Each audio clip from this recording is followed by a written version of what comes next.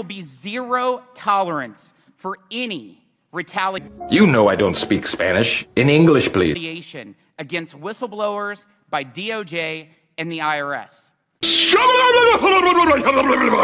The American people expect answers about whether the federal government is treating all taxpayers equally, or if the wealthy and politically connected, I don't know, get special treatment. Our committees are working together to get to the bottom of this abuse of power. And we'll work tirelessly to do so and to make sure it doesn't ever happen again.